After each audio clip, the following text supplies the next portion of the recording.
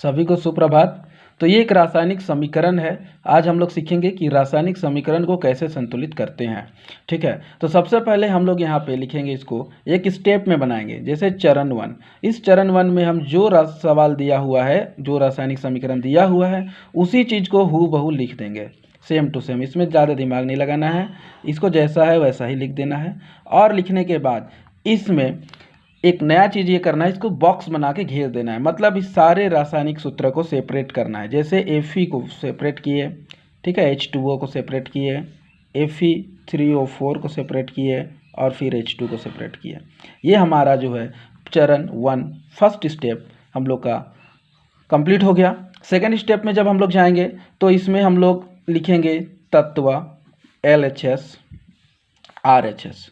इसमें हम लोग समीकरण में देखेंगे कौन कौन से तत्व हैं। तो देखिए, इस समीकरण में हम लोग को देखना है तो पहला जो है आयरन, तो इस आयरन को हम लोग लिख देंगे Fe। दूसरा में देखेंगे तो H है, यानी कि लिख देंगे हाइड्रोजन।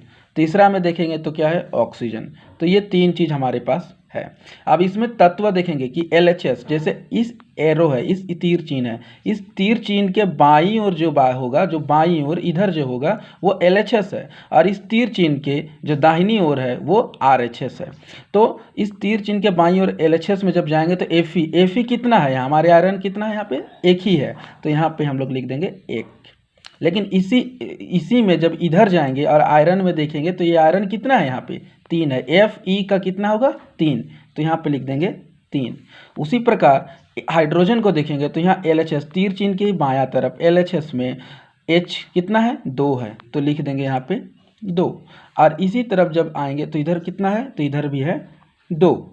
और लास्ट में ऑक्सीजन में आएंगे तो ऑक्सीजन में यहाँ देखेंगे कुछ नहीं है, इसका मतलब यहाँ एक छिपा हुआ है, तो ऑक्सीजन को यहाँ लिख देंगे 1। और इधर जब ऑक्सीजन में आ जाएंगे तो ये हो जाएगा 4। तो ये हो गया हमारा, क्या हो गया, एक बन गया हमारा सारणी बन गया, इस एक कह सकते हैं कि जिसमें कौन से तत्व कितना है वो यहाँ पे बताया गया है। फिर तीसरे में जाएंगे चरण 3 में। चरण 3 में जब हम लोग जाएंगे तो चरण 3 में क्या करना है, हम लोग को सेम चीज़ को पहले लिख देना है। इस चीज़ को जो बॉक्स में जो है उसी चीज़ को हूबहू करके लिख दीजिए।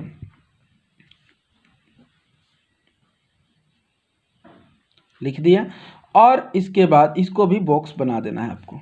और जैसे ही यहाँ पे बॉक्स बनाने के बाद आपको क्या करना होगा, जो सबसे ज़्यादा असंतुलित है उसको जो है सबसे पहले संतुलित करना होगा।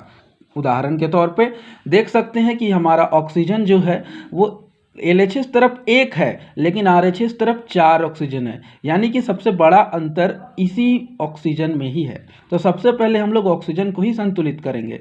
तो ऑक्सीजन को संतुलित करने के लिए हमें क्या करना होगा कि RHS तरफ अगर 4 है और LHS तरफ 1 है तो RHS 1 तो नहीं हो सकता है, क्योंकि कम नहीं हो सकता है, लेकिन LHS जो है वो 1 है, वो 4 हो सकता है। कैसे हो सकता है LHS 4, वो देखते हैं हम लोग। तो देखिए यहाँ पे आप लोग कि यहाँ LHS तरफ जो ऑक्सीजन है, यानी कि ये वाला LHS तरफ जो ऑक्सीजन है, यानी कि ये वाला, इधर देखिए ये ऑक्सीजन सिर्फ 1 है, लेकिन इधर ऑक्सीजन देखिए 4 है। ठीक है, तो हम लोग इसको 4 करना होगा। तो इसको 4 करने के लिए क्या करेंगे हम लोग, यहाँ पे 4 करने के लिए हम लोग यहाँ पे 4 ऐड कर देंगे।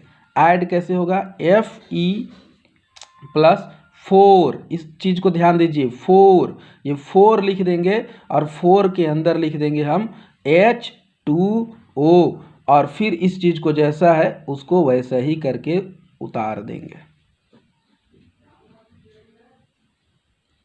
ठीक है, अब क्या समझ में आया, अब ये समझ में आया होगा कि ऑक्सीजन जो है वो ऑक्सीजन कितना हो गया, यहाँ 4 हो गया, ऑक्सीजन कितना हो गया, 4 हो गया, और इधर कितना है ऑक्सीजन ये भी 4 हो गया। तो यानी कि ऑक्सीजन जो शुरू में ऑक्सीजन जो था 1 था और इधर ऑक्सीजन 4 था, वो अब क्या हो गया, ऑक्सीजन जो है यहाँ 4 हो गया और यहाँ भी ऑक्सीजन 4 हो गया। इसका मतलब हमारा ऑक्सीजन क्या हो गया, संतुलित हो गया है। ठीक है, अब आगे बढ़ते हैं तो देखेंगे कि ऑक्सीजन तो संतुलित हो ही गया है। ठीक है, तो अब क्या बचा हमारे पास, अब हमारे पास बचा आयरन, कि आयरन को किस तरह संतुलित करें, क्योंकि हाइड्रोजन तो 2 इधर भी है 2 इधर भी है, तो हाइड्रोजन तो बराबर है, तो इसलिए हाइड्रोजन को संतुलित तो नहीं करेंगे, लेकिन आयरन को तो करना पड़ेगा। तो Fe आयरन जो है LHS तरफ 1 है और RHS तरफ 3 है, तो इसको हम लोग को संतुलित करना पड़ेगा। तो आयरन को संतुलित करने के लिए क्या करेंगे, कि बराबर हो जाए।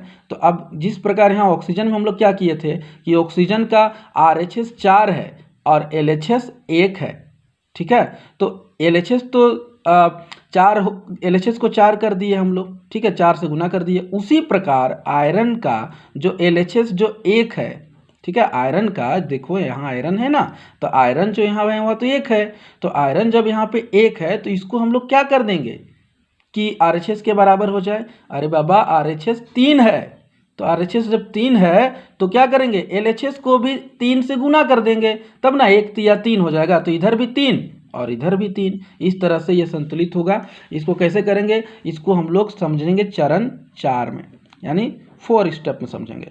तो चरण 4 में इसी चीज़ को सेम टू सेम अभी इसको लिखना पड़ेगा, ये वाला को। तो कैसा लिखेंगे, Fe plus 4H2O Fe3O4 plus H2, इस चीज़ को ऐसा लिखना होगा। अब इसके बाद यहाँ पे क्या बोले हम अभी कि आयरन को, इस आयरन को संतुलित करने के लिए दोनों तरफ 3-3 होना चाहिए। तो इधर तो 3 पहले से है ये है, तो इसको कुछ नहीं करेंगे। LHS में क्या करेंगे हम लोग 3 से गुना करेंगे, तो यहाँ भी यहाँ 1 है हमारा, 3 से गुना करेंगे तो 1 या 3 हो जाएगा। और इस तरह से LHS भी 3 हो जाएगा और RHS भी 3 हो जाएगा। तो LHS यानी कि इस तीर चिन्ह के बाईं ओर, तो इधर Fe है तो इसको 3 से गुना कर देंगे, 3 गुना Fe, ठीक है, प्लस 4H2O, फिर इधर एरो का मार्क Fe3O4 प्लस H2, ठीक है।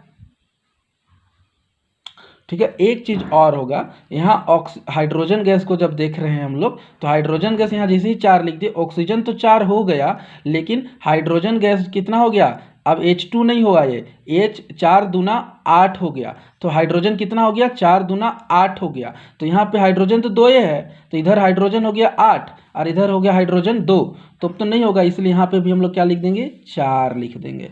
जैसे ही ये 4 लिखेंगे तो हाइड्रोजन भी 4 दूना 8। अब देखिए आयरन इधर कितना हो गया, Fe3, आयरन हो गया 3, इधर भी Fe3, आयरन 3, तो आयरन 3 इधर भी हो गया, आयरन 3 इधर भी हो गया, मतलब आयरन बराबर हो गया। हाइड्रोजन में क्या देखेंगे, 4 दूना 8, तो हाइड्रोजन इधर 8 हो गया, 4 दूना 8। अब इधर देखेंगे तो 4 दूना 8, तो हाइड्रोजन 8 इधर भी हो गया। उसी तरह ऑक्सीजन जब देखेंगे तो ऑक्सीजन 2 है, ऑक्सीजन सॉरी 1 है, इधर 4 है, तो 1 चौके 4, तो ऑक्सीजन इधर 4 हो गया और यहाँ भी ऑक्सीजन 4 है। इसका मतलब समीकरण ये संतुलित हो चुका है।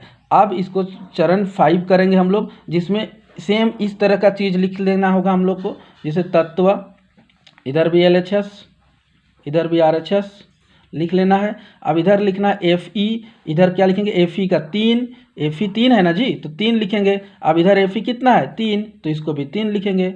उसी तरह हाइड्रोजन देखो, 2 चौके 8, तो हाइड्रोजन इधर 8 है, तो इधर भी हाइड्रोजन 8 है। और इधर हो गया तुम्हारा ऑक्सीजन कितना होगा, 4 है ये, तो ऑक्सीजन लिखेंगे 4, और यहाँ ऑक्सीजन कितना है, 4। अब देखो फेरस जो है, इधर LHS तरफ भी 3, RHS तरफ भी 3, हाइड्रोजन इधर भी 8, इधर भी 8, ऑक्सीजन LHS भी 4, RHS भी 4। इसका मतलब हमारा रासायनिक समीकरण पूरी तरह से संतुलित हो चुका है। तो इसी तरह से हम लोग रासायनिक समीकरण को संतुलित करेंगे। ठीक है, रासायनिक समीकरण को संतुलित करना आवश्यक इसलिए भी है क्योंकि जैसे 9 क्लास में हम लोग पढ़े थे कि द्रव्यमान संरक्षण के नियम के अनुसार कि ऊर्जा का ना तो विनाश होता है और ना ही बढ़ता है। ठीक है, तो वो ऊर्जा उतना का उतना ही रहेगा। यह उदाहरण के तौर पर ऐसे समझ सकते हो कि जिस तरह से पानी को ना हम लोग बर्बाद कर सकते हैं और ना ही पानी को हम लोग नया से बना सकते हैं। जैसे हम लोग को लगता है कि पानी जब बर्बाद हो रहा है तो लगता है बर्बाद हो, नहीं, वो जल चक्र के माध्यम से फिर बारिश के समय में वही पानी रिटर्न आ जाता है। तो इस तरह से पानी को हम लोग ना बढ़ा सकते हैं और ना ही घटा सकते हैं। उसी तरह से जो है यहाँ पे भी हम लोग जो तत्व है ना, उसको हम लोग बराबर ही रखेंगे। ठीक है, तो इसीलिए समीकरण को संतुलित करना आवश्यक हो जाएगा। चलो, रासायनिक समीकरण अगर समझ में सबको आया है तो बहुत अच्छी बात है, यार नहीं समझ में आया है तो कृपया करके कमेंट में पूछें। धन्यवाद।